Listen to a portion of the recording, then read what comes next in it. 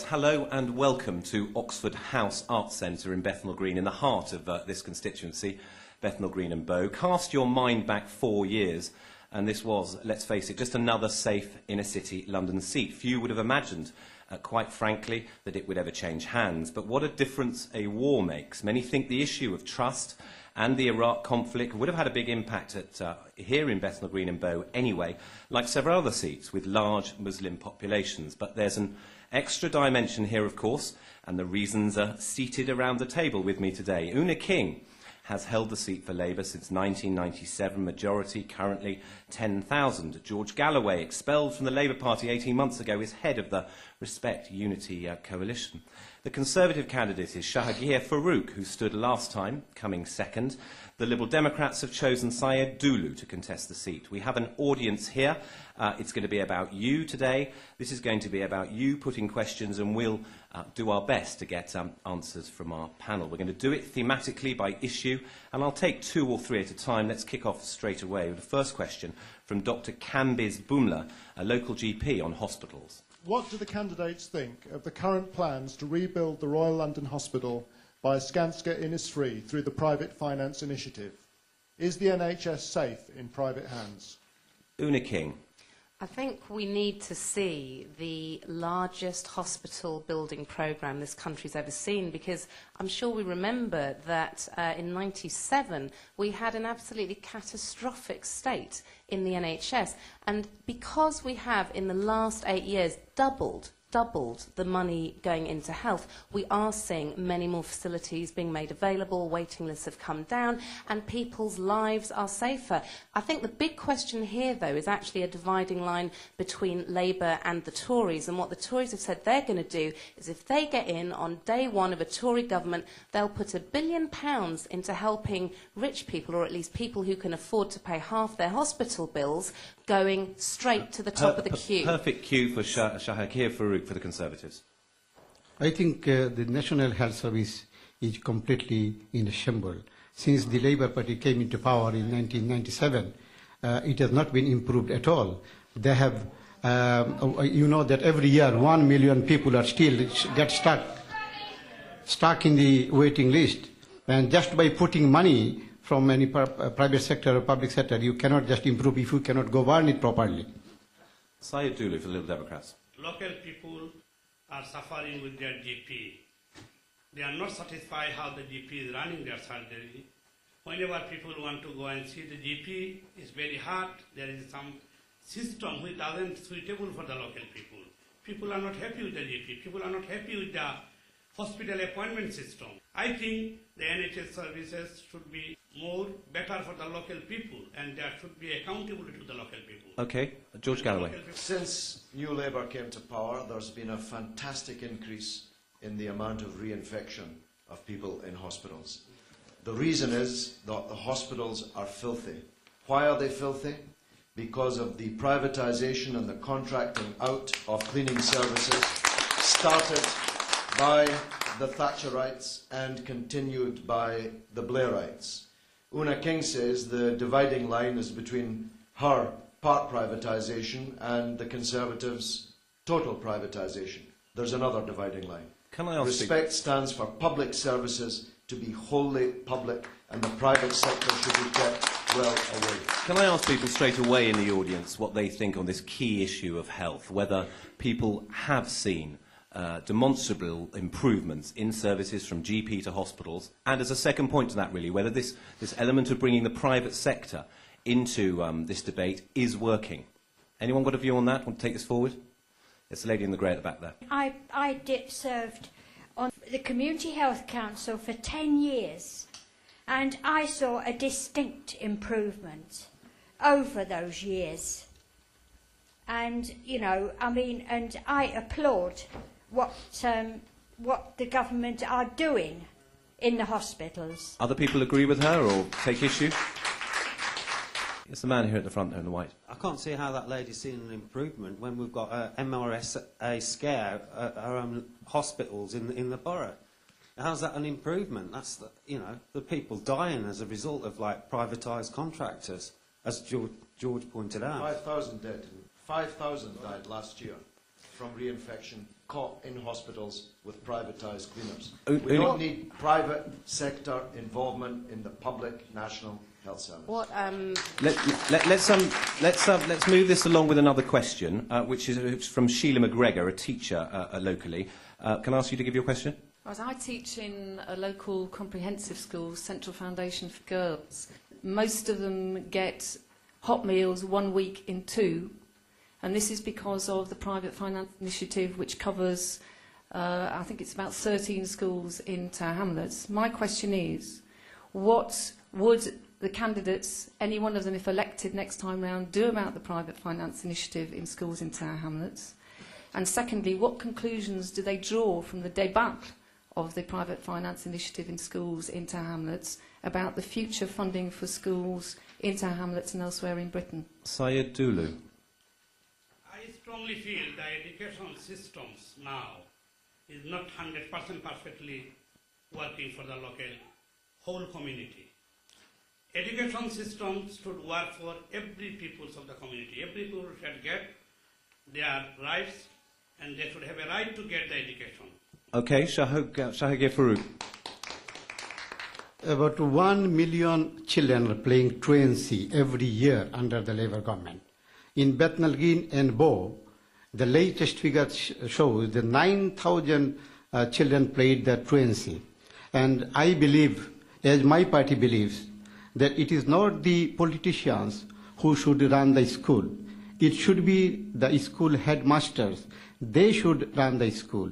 They should not be handcuffed with all the criteria and conditions going from the Whitehall What nowadays. about the point that Sheila makes, though? She's saying she is concerned about the PFI, the private element here. What would you do that would be different from Labour? You would still support those principles of private finance coming into schools, wouldn't you? Yes, we do support, but what we don't support is that wasting the money is not, should not be on the top of the agenda. You are wasting money and you cannot govern the schools, and that is the dividing line. George Galloway, we've heard already just a suggestion from you on hospitals, but schools as well here. You can't deny, can you, that this is leading to considerable investment which wouldn't be there otherwise? Well, I do deny it. The education system's too important to be left to building companies and private contractors of all kinds. We need education. It's not a cost, it's a benefit, it's an investment. The state, the country, should be building and running the schools. Now, Miss King and Mr. Blair's forcing of private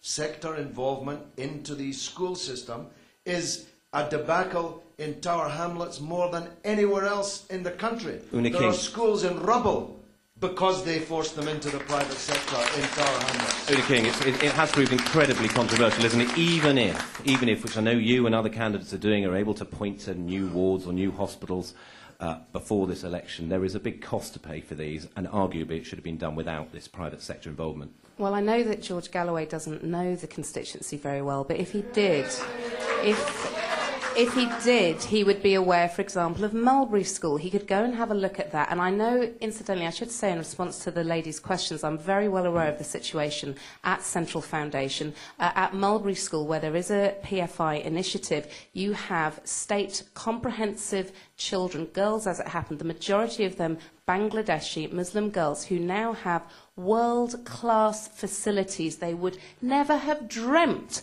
of having access to, and not here in the East End. Now, the fact is that builders can go bankrupt, whether it's the state that is employing them or whether it's the private sector that's employing them. And it just shows a real lack of understanding of what's going on, not to realise this very fundamental point. And the last thing I'd say, it comes back to the health question. You know, I was a trade union convening officer in the NHS before I became an MP, and I knew exactly the shambolic state of the hospitals then, and they had to be rebuilt, and they're being rebuilt now. Let's ask local residents who want to. Any of you there who want to express a view? You know, are you happy?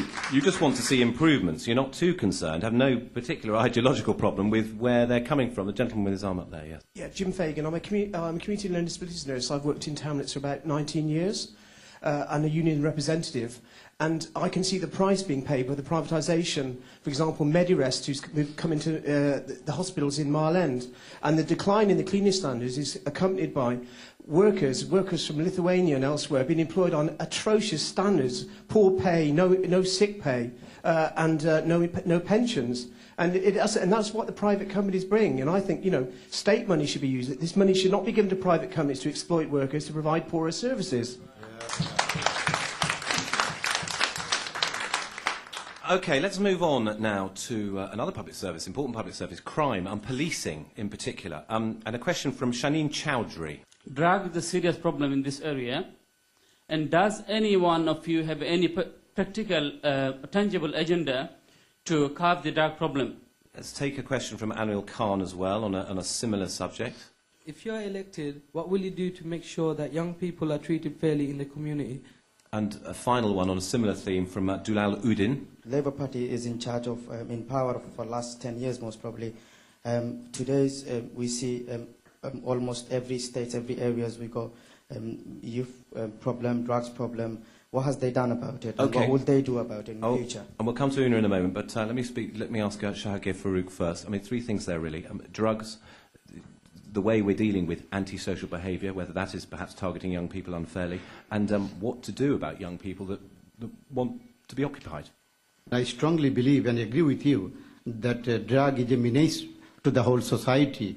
And at the same time, I believe that the Labour Party is very soft on the crime side, where the Conservative Party is very tough on the criminals, because they believe that the reclassifying of cannabis drug from B to C has actually encouraged the youngsters to take more drugs.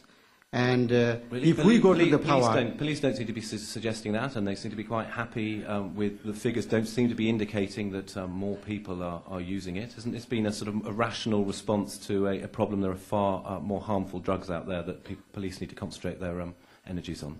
The police have got actually no resource, no manpower to actually go and arrest those people. The big cannabis was introduced for about 30 years. And they have reclassified it into C grade. And that is why the people are taking it more. And I think there should be more rehabilitation center, more awareness for the youngsters, so that we can encourage them to come out. Sayedulu, the Liberal Democrats have traditionally had a problem with the image of being too liberal on drugs, cannabis, whatever. Is that your feeling now?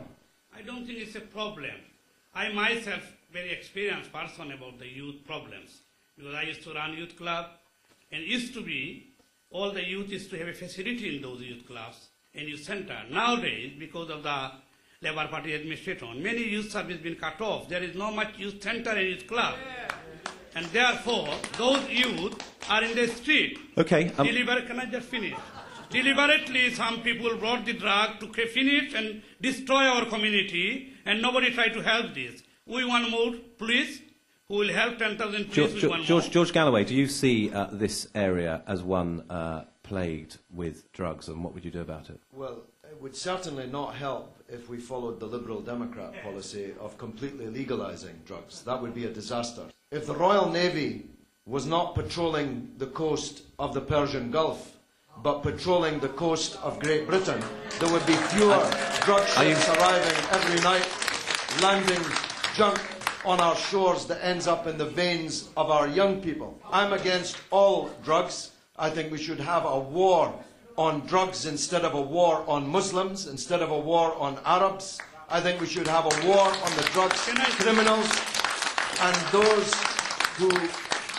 those who want to blame the victims, like Mr. Blair and Oona King, who want to call all our young people louts and criminals, who want to ASBO them and hunt them, should look to their own consciences, because they have contributed to this problem mightily. Are you supportive of the policy, the antisocial behaviour policy? I think that the young people in Tower Hamlets are being driven into antisocial behaviour by the local government and the national government's failure to give them facilities, to give them anything to do. The devil finds work for idle hands. Oona King. Mr. Blair and Miss King said they'd be tough on crime and tough on the causes of crime. but they're actually tough on crime, though it's not working, and not at all tough on the causes of crime. And that's one of the main differences Oona between King. New Labour Well, and first Respect. of all, I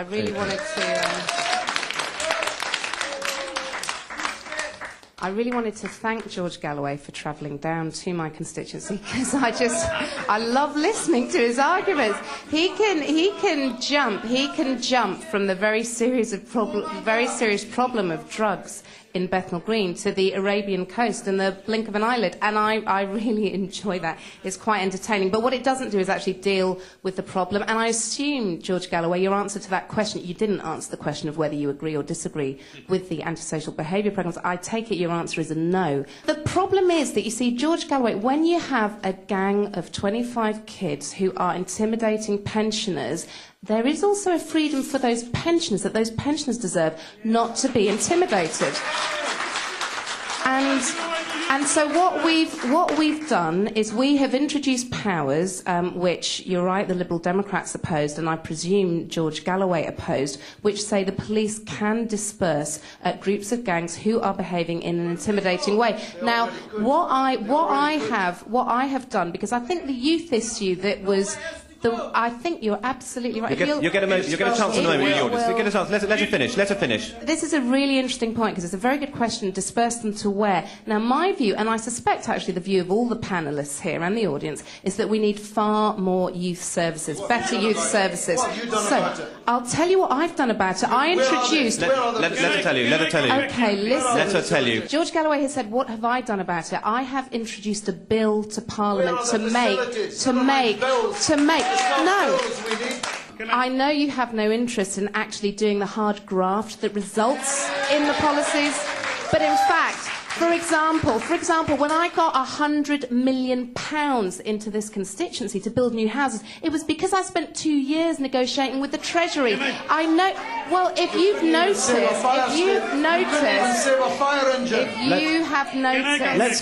Let's get some views that we can hear from the audience. Let's hear from you, the lady in the front there in the blue. Hello. I do hope that you will stop George from bullying and coming in, because you've spoiled other programmes before. Let's have a question. Yeah. Do you feel... I was a member of... I was a member of the Inner London Education Authority when we had a marvellous youth service, local youth service, and we had a proper police force, everything. That, George, I do want to ask you, the Tories took away the money from the commercial money, which used to go for paying for these services, and I want to know, in Glasgow, did you fight for that money to come back to local authorities? Yes, I've fought for local authority powers all of my political life, but it's a bit rich, you complaining about bullying, when you're sitting with a membership card in your pocket of a party which slaughtered 100,000 people in the last 24 months. So don't talk to me about bullying. Let's hear another view from the audience. There's a gentleman in the black. Let's hear from the person with the microphone. Need to come in on that. When George Galloway says that wars are not intimidating, do you also take that view about genocide, Mr. Galloway? The gentleman in the black jacket up there. Yes, you, sir. Oona King said that there is facilities been coming on for young people. Well, Oona, maybe you don't know your constituency well as you think you do. The question is... You didn't hear what I said. I said £100 million for housing. I don't interrupt. Can I finish? In St Dunstan's and Stepney, the ward comes under in your constituency. 3 youth centres has been closed down, and I won't go into why it's been closed down. It's because of the Labour councillors in Tower Hamlets. The £56 million for New Deal for Communities that you the chair of, and I would like to know from you, where has that £56 million gone? The £56 million is going towards rebuilding most of the Ocean Estate, where 6,000 people live. Now, I was there yesterday, and they want new houses. They don't want to be in overcrowded housing, and we are providing the money to do that. Can I just move on to the question of housing? In a moment, can I just move on to the question of housing? Nur Baksh, a question from Nur Baksh. Is he here? How the panel, whoever is selected on next election, how they're going to resolve the problem of overcrowding, housing problem increasing by day and day? Jebin Jewell. What will be the candidate do if elected to helping people from the Tower Hamlet which home and job will lose in the rail cross development. The problem with Crossrail there specifically you're worried about. Two main points there, Oona, for you to address. Generally, the poverty of housing provision and the impact that Crossrail will have if indeed it goes ahead, if indeed your government provides the money for it. Well, on Crossrail, I feel very strongly that there should not be a tunnelling site in Spitalfields, and I will be petitioning Parliament on that issue, and I thank all the local residents that have supported me with that campaign. In terms of housing, I have worked very, very hard on the issue of overcrowded housing, and I have changed the law so that the overcrowded standards, which dated from the 1880s, have now been modernised. What I did was bring in £100 million, and I know people were laughing at the fact that this money had come in, but in fact, if you're living in a very small two-bedroom house with inadequate facilities, which gives your children poor health and actually affects their educational potential, then you don't mock it. You don't mock the money that comes in to build new homes for EastEnders. Shahideh Farooq, what would you do to increase housing supply, and do you agree with the sort of the present government's policy on affordable housing, particularly here in East End and all the hopes it's pinning on the Thames Gateway? I think this is a real local issue that overcrowding has not been resolved for many, many years. And I know how the people are living in the overcrowded situation. And I believe it is the Conservative Party who believes that every single person has got their own dream to own their own home. Here, we are talking about the building of the houses in the wrong place. The Labour Party does not know the right place to build up the houses. And as a result, thousands of houses are going to be demolished in northern England. Here, I think if we are elected again, we will reintroduce the system of right to buy, and we will oppose the Labour Party's proposal to give the discount to the tenants. How would Respect, George Galloway, increase the housing supply? Well, I'd like to deal with Crossrail first, if I may. It is remarkable that Oona King is such a powerful person. She can change the law, to quote her. But she was unable to save a single fire engine in the Bethnal Green fire station. I thought we were going to answer on Crossrail. Yeah. I thought we were going to answer on Crossrail. And this is why. Okay, because just like on the fire engine, she only started raising her voice about Crossrail when Respect came on the scene and began to oppose it. With respect, would you, if you were elected, the local MP, would you campaign against the Crossrail, the provision of Crossrail, because of the local planning difficulties? They're going to build a ground zero in the East End that they would never dream of building in the West End. They'd never dig a hole as big as you can imagine in Mayfair, but they did it in the East End because they counted on the fact that the people here would be too weak to stand up against it. And they would have been if it had been left to Oona King and the Tower Hamlets, corrupt, incompetent Labour Council. Would Respect ever provide? They would have been too weak to do it. Would Respect ever provide or the funding for Crossrail, for which there is such enormous clamour from the business community and from many people in London? Well, there might be a clamour from the business community. There's no clamour from those whose lives are going to be blighted for years as a result of the route that they have chosen. Now, on the subject of housing. Oona King and Tony Blair are privatising our housing like they privatised our education and privatised our health. And that's one of the major problems that we have got. And I can see Labour people in the audience. In their eyes, they know that what I'm saying is right. We are the ghost of Labour's past. We stand for public, social housing. We don't need private landlords. We don't need private sector building. We need more council housing. Okay, George Galloway, thanks very much. Housing. Thank you very much. Syed Dulu. Thank you, Chair.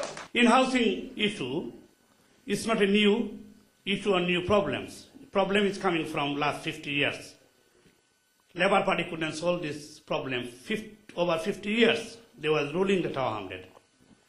I was working for the housing 15 years. Okay. I'm the more experienced person. More public social housing? I think I think the way the Labour Party has run the housing department was not good and right for the local Okay, community. let's hear from the audience and We'll what they have a think more- about sort of housing and the answers to the present housing problems. The man here in the front in the blue. I think it's really rich for Oona King to come out and say how much she's doing and how much she's done for council housing in this borough, when the new Labour government is pushing privatisation on us. I'm a council tenant, and on my estate, the private landlord that wants to take over, their vision of reducing overcrowding is to build 14 flats, 13 of them for private sale, one of them for key workers. Now, these flats are going to be sold to people in the city. It's going to go for at least 300,000 for these flats.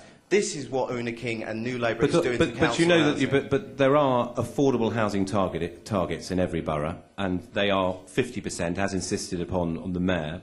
Did you have that before? Do you not see that this is the way to provide affordable housing, the first foot on the market? No, well, I didn't know it was 50%. I heard it was 25% actually, affordable housing. No, because we've improved things, you see. See, when things improve under us, you don't acknowledge it because you can't acknowledge the reality. Okay, you'll have a chance in a moment, Oona. Let's hear from the woman in the green here in the front. Oona King call this policy of housing stock transfer, call it socialism.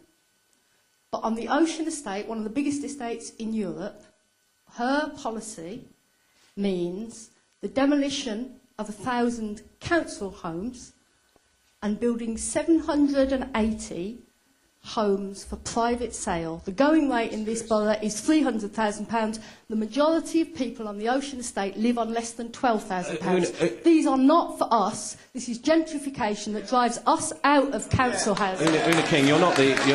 the woman in the red here in the back. I'd like to support the lady who's just spoken absolutely, totally. I'd like to remind Oona King that when I went to see her a year ago about Crossrail, to tell you what was going on about Crossrail, you dismissed me, you called me a white middle-class moaner, and actually the whole point is...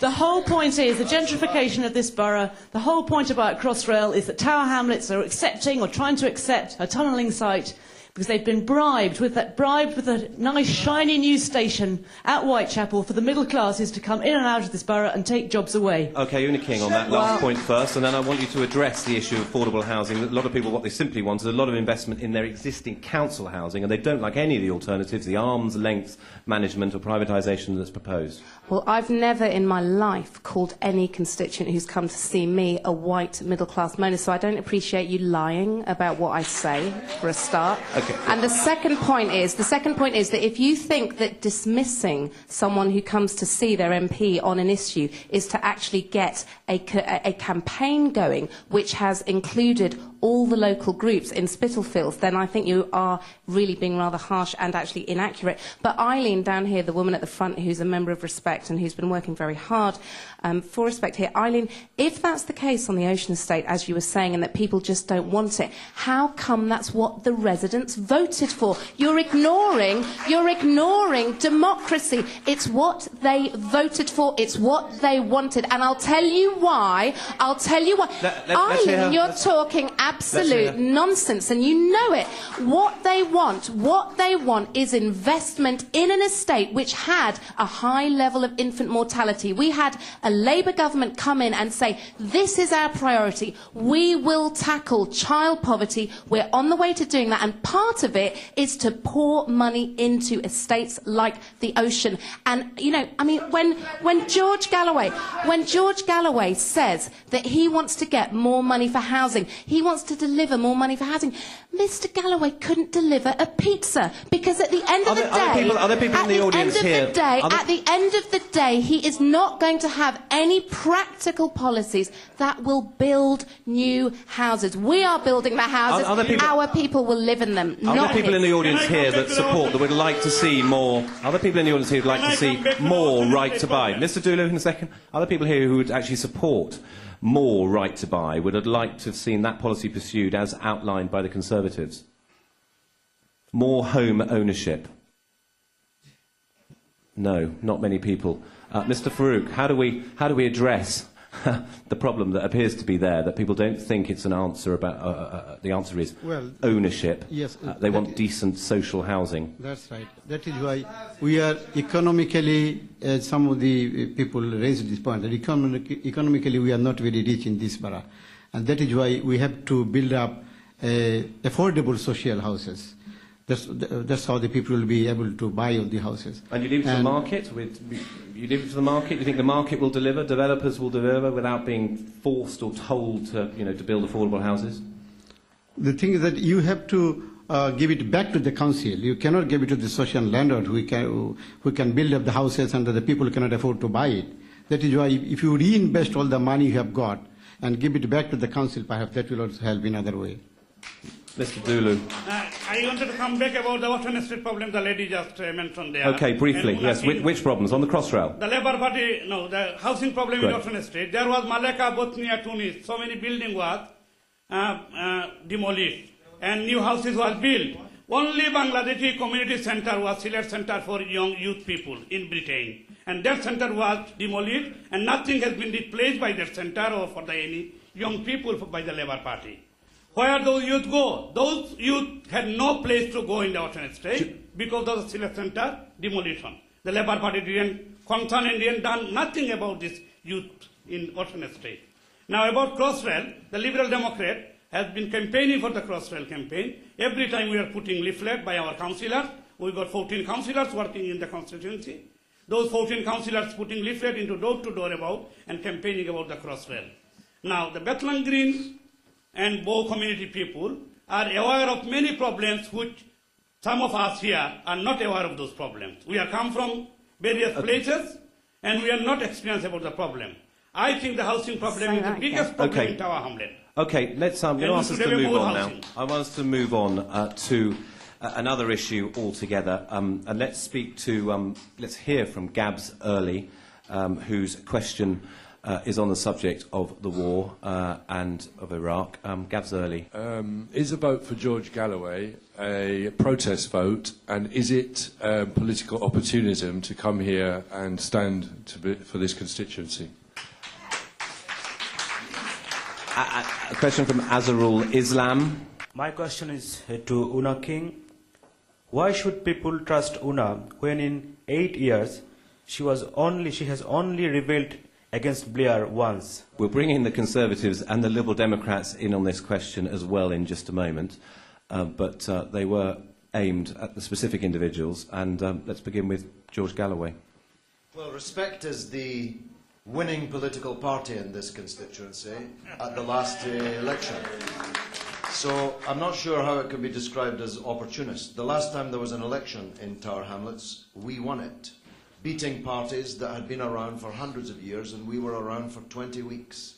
This is our strongest base in the entire country. This is your claim that you had the highest number of votes in the European elections for the constituency, but it returned the seat of City and East, which is much bigger than Bow and Bethnal Green. It's not a claim, it's a fact released by the local authorities' returning officer.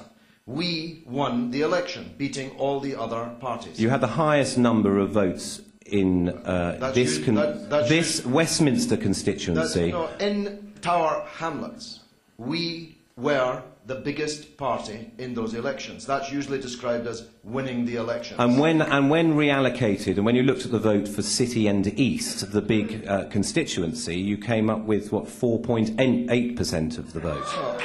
But I'm standing here. Yes. And in this, it explains why you're standing here.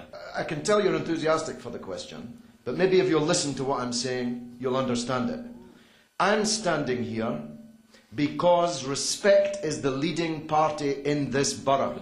And you're going to find that out again on the 5th of May. Some people have questioned why you, given, though, notwithstanding what you said about your high showing in Tower Hamlets and European elections, that it seemed odd, misguided to take on a black woman Labour candidate, one of the very few in Parliament. Spare us that.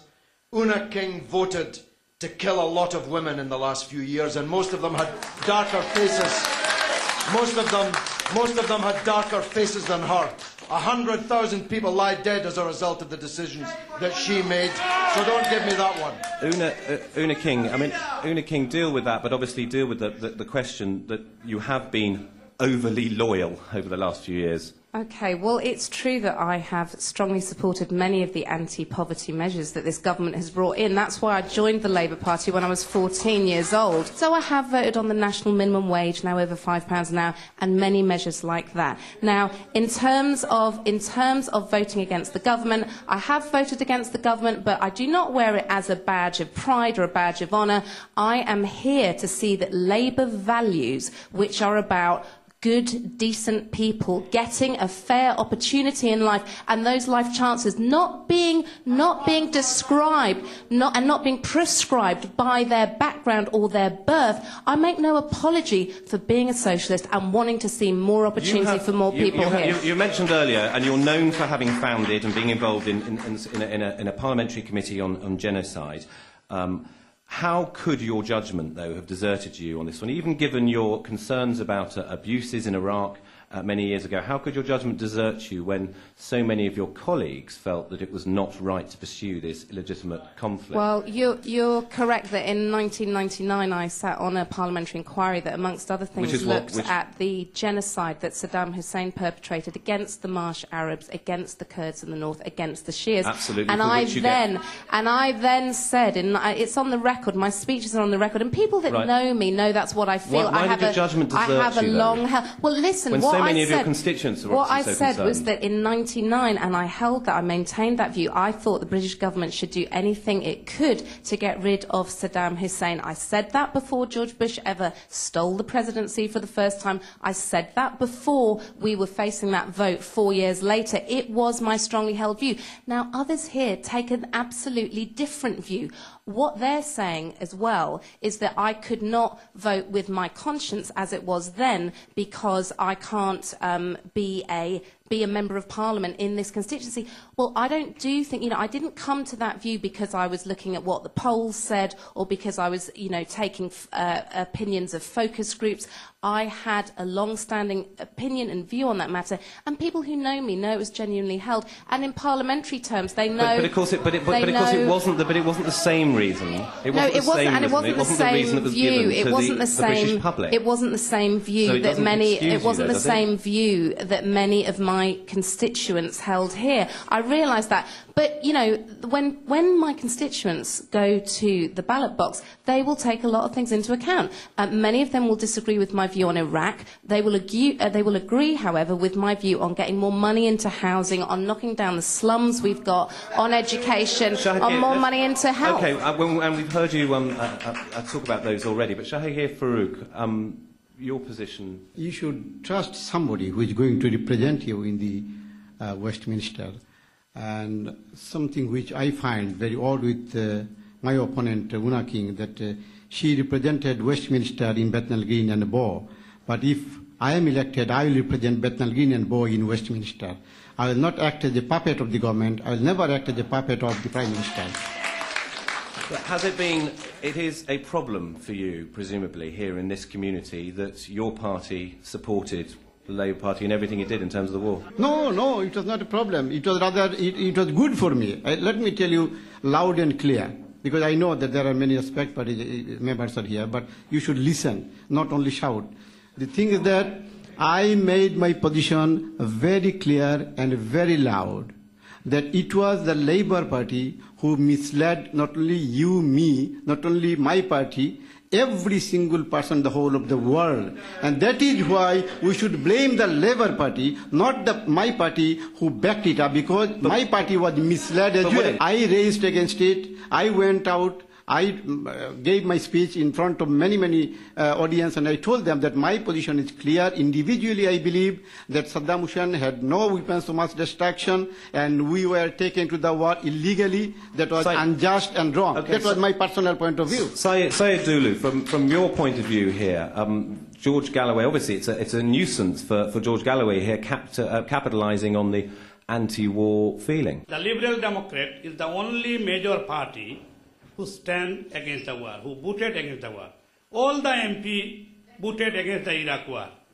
It is clear.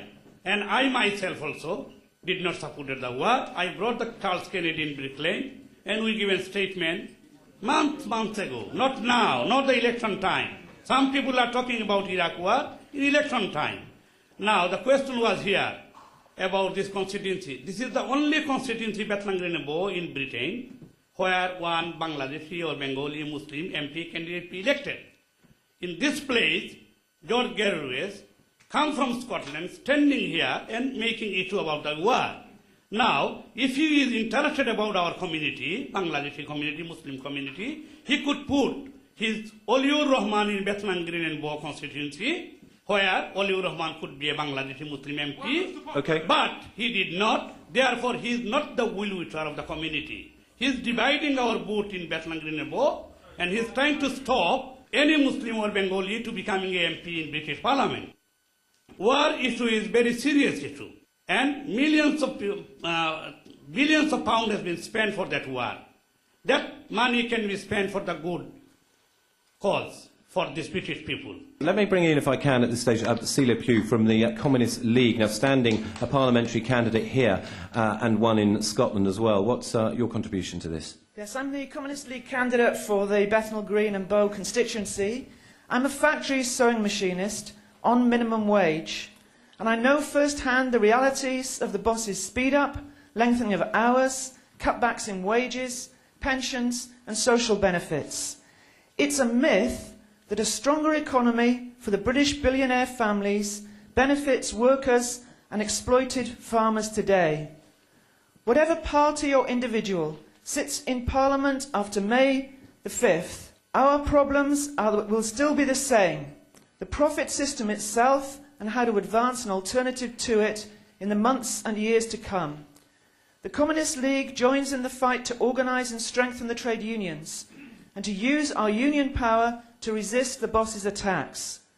We demand and campaign for the immediate withdrawal of British and other imperialist troops from Iraq, Afghanistan, Yugoslavia, Sierra Leone, Cyprus and all other outposts around the world. And importantly, we demand the immediate withdrawal of British troops from Ireland and a campaign for a united Ireland. Thanks very much indeed. So again, I'd like to invite you to pick up our campaign newspaper, The Militant, Marvellous, and Pathfinder fantastic books, advertisement over. and Bethnal Green Road. Great, thank you very much indeed.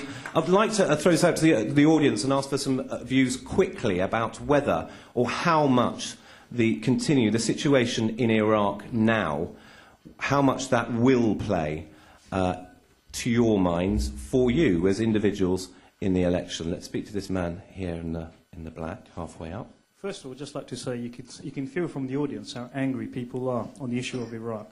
Me personally, the way I feel Tony Blair has urinated on the British public by taking us to war, lying and deceiving us. And we have a camp on the left here. I can't see a difference between New Labour and the Conservative on this side. I think when it comes to the issue around the war, Tower Hamlet was the most anti-war constituency where people from here in thousands walked in the marches. But young people climbed out their school fences to go onto the marches. We had the biggest young people from this borough going to the demos. And here, people are saying that George is coming here as an opportunist. We invited him to come here because there is no one in here representing us. There's no one here who's actually speaking for that school. And this is how passionate we are. And we're going to work hard to see those people who are actually rejecting the views of their people of the area. And you talk about community... Okay, thanks very much. You've had a good time there. The woman here in the orange. Can the candidates explain why, if they're only interested in certain areas of policy, they're standing in an area that has so many complex issues? Candidates who are only interested in foreign policy could stand in other seats and they'd probably get a lot more done for their own particular interests. So how important do you think the war will be when people go to put their crosses on? For me, I'll be voting on local issues. It's as simple as that. Thanks very much. The gentleman in front of you. Could you ask the candidates here how many or the audience here, how many people would still like to see Saddam Hussein running Iraq now? To go on a little bit further, we hear 100,000 dead in Iraq. That's about the body count for Saddam in Kurdistan. George Galloway, it's always been the problem, hasn't it, with this one, remembering those who died. It's actually not a problem. Your listeners have heard my two opponents, from the Liberal Democrats and the Conservatives. They've heard them say that they were against the war.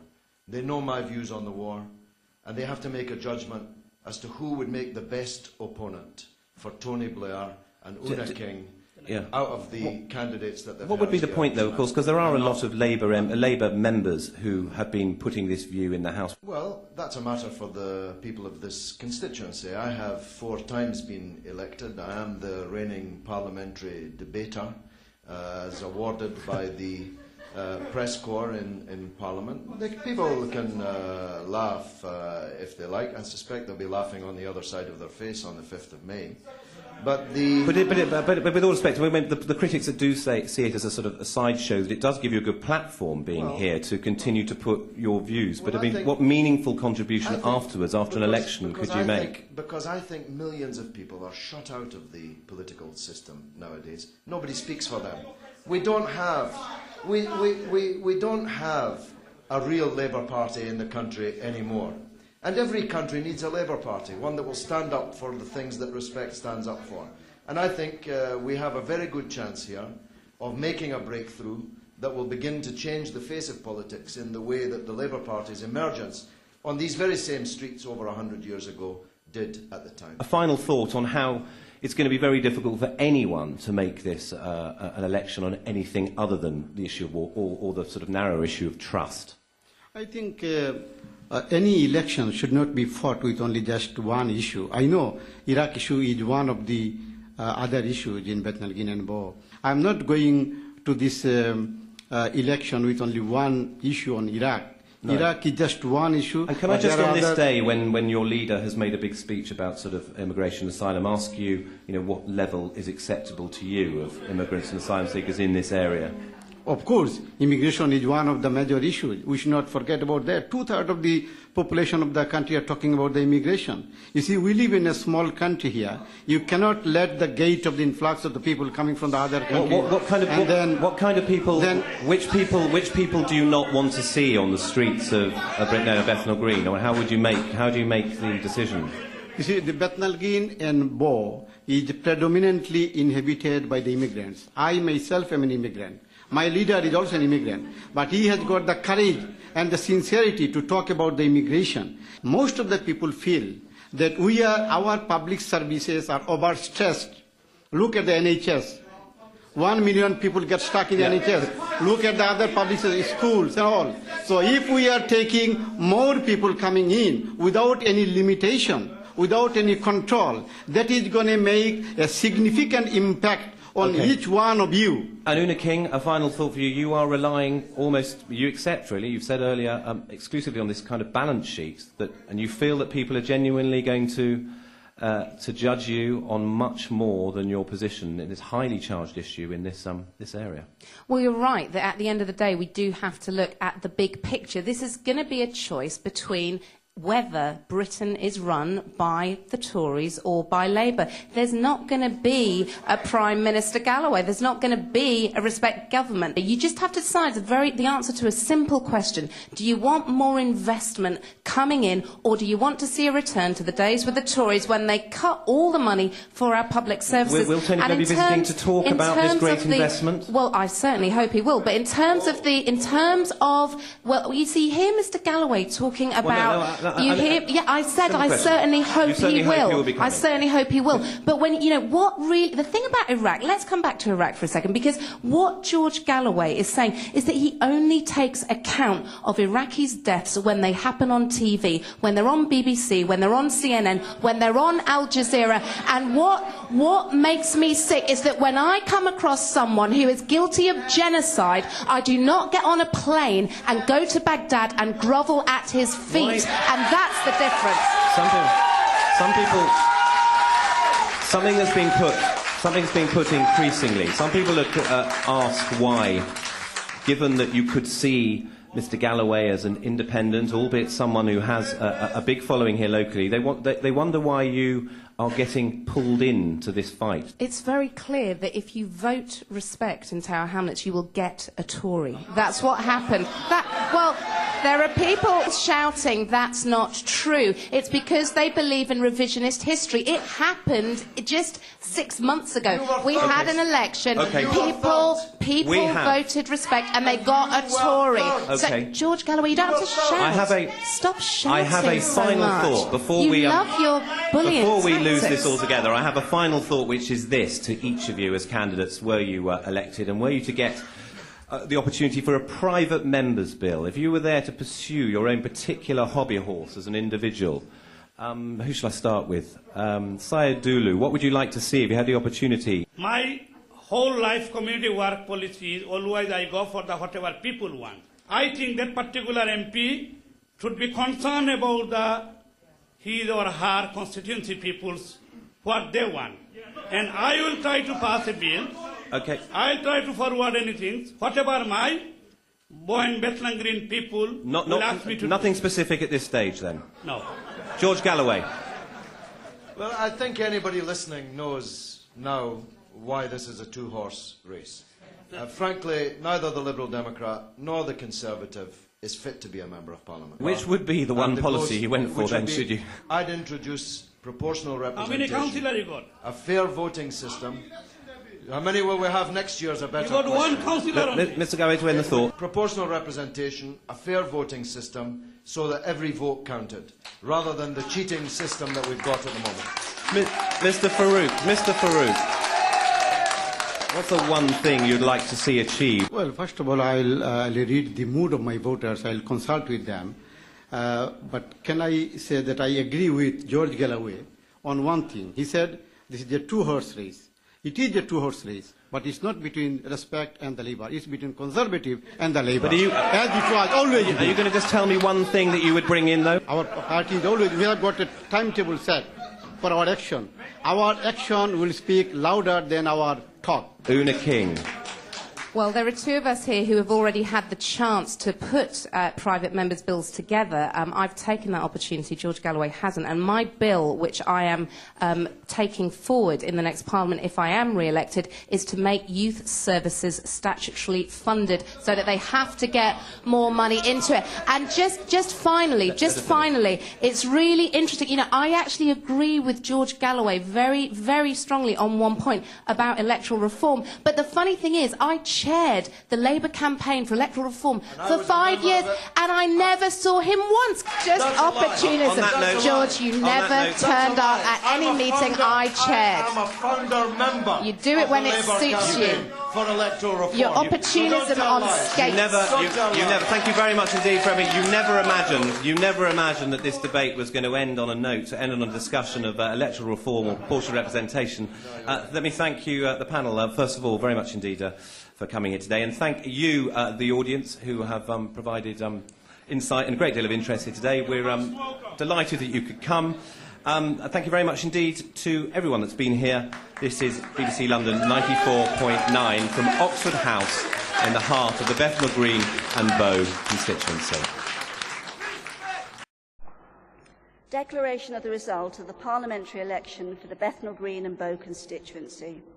I, Christine Gilbert, being the acting returning officer at the election of the Member of Parliament for the Bethnal Green and Bow constituency, held on Thursday the 5th of May 2005, do hereby give notice that the number of votes recorded for each candidate is as follows. Syed Nurul Islam Dulu, Liberal Democrats, 4,928. Ejiro Etefia, Alliance for Change, Restore People's Freedom, 68. Shahagir Bakht Farouk, the Conservative Party candidate, 6,244. John Patrick William Foster, the Green Party candidate, 1,950. George Galloway, Respect, 15,801.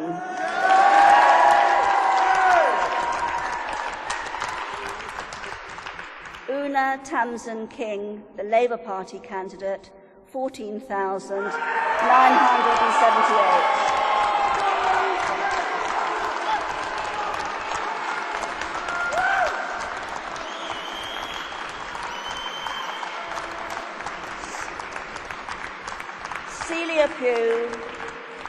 Celia Pugh, 38.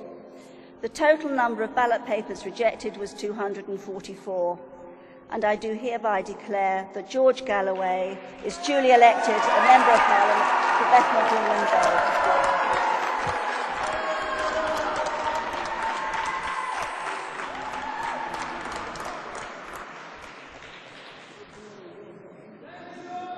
Mr. Blair, this is for Iraq.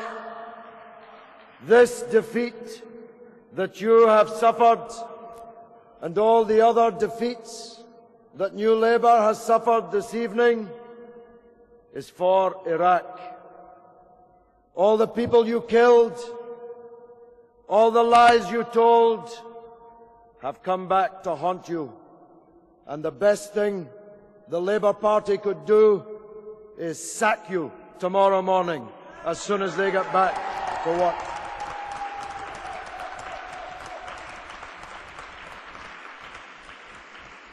New Labour plumbed new depths in this campaign. And now the police and the courts will try to fathom exactly what they have been up to. But it was no aberration.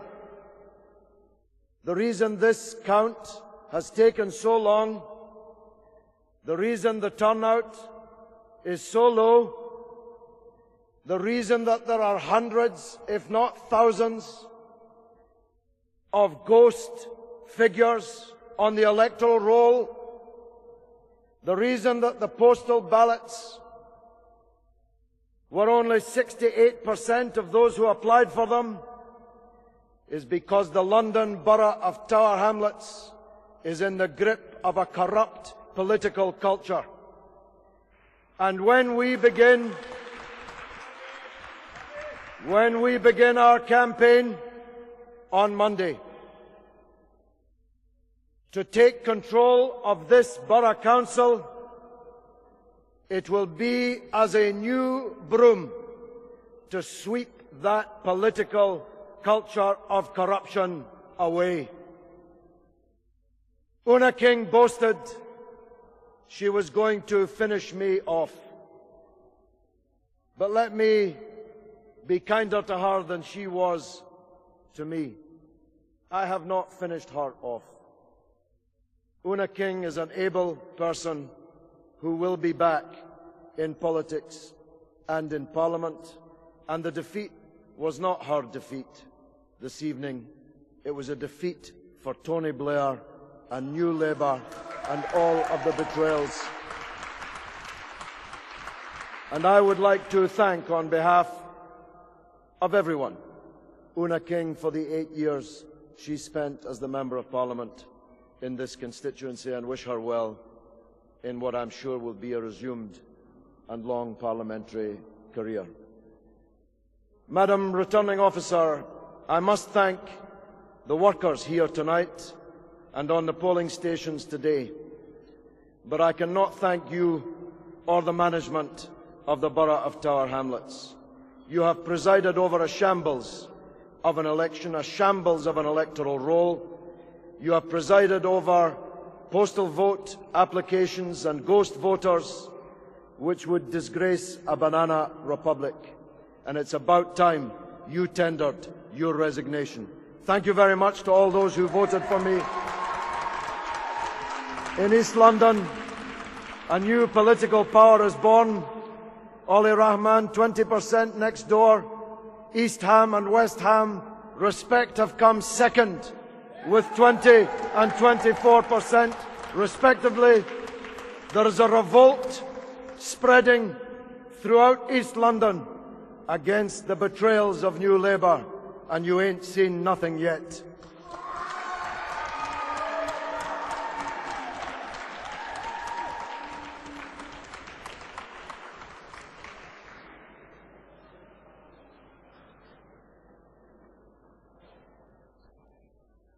Firstly, can I start by thanking the returning officer, the police, my agent, CLP chair, constituency staff, organiser, and my excellent and such a loyal campaign team. They've been absolutely fantastic. Thank you.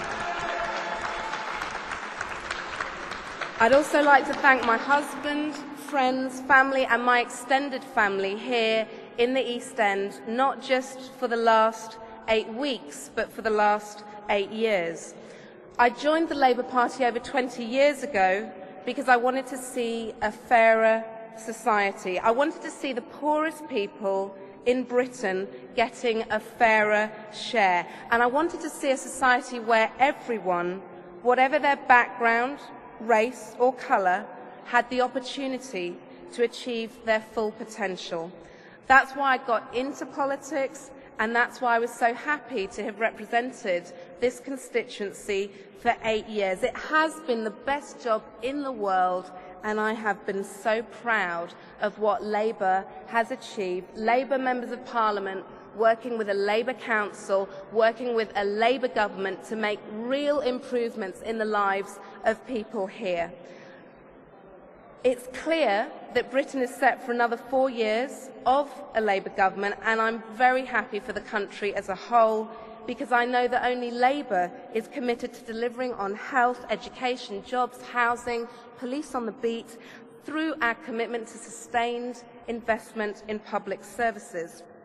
The voters of Bethnal Green and Bow have made a different choice and will no longer be represented by a Labour MP. That is their right in a democratic society. And while, of course, I am very disappointed to have lost this election, I'm not afraid to accept the verdict. I'm not afraid to accept the verdict of the electorate, because I have always believed that democracy is worth fighting for. Labour may have lost Bethnal Green and Bow tonight, but we will be back, and I also do want to thank those from across the political spectrum in the East End that have supported me. But as a Labour Party here, we remain committed to this place in Tower Hamlets and to the people who live here, not just a flash in the pan, but we, the Labour Party, will be here forever. Thank you. Extraordinary scenes in an extraordinary election. Sheer jubilation as Tony Blair's most virulent critic wins an historic victory. George Galloway overturned a huge Labour majority, his anti-war stance and fierce local campaign winning in a constituency where almost half voters are Muslim. It was a great victory. It was a good fight and a great victory. What's your message? Respect! He should go. He should go. Tony Blair has led his party into the deepest swamp. And worse than that, he's led our country into that deepest swamp. Declaration of the result of the parliamentary election for the Bethnal Green and Bow constituency. The result, a bitter defeat for Oona King, a loyal supporter of Tony Blair, who lost by just over 800 votes. I declare that George Galloway is duly elected a Member of Parliament for Bethnal Green. Celebrations into the early hours for supporters of George Galloway's party Respect, and the end of what has been a bad-tempered and acrimonious campaign. In the cold light of morning, voters could reflect on their new MP. Why did you vote for George Galloway? Because he didn't support the war in Iraq and Oona King did. I wonder how much he is playing on the sensitivities of the people in the area, or whether he's just going on a bandwagon. But he is back where he wants to be, at the centre of attention.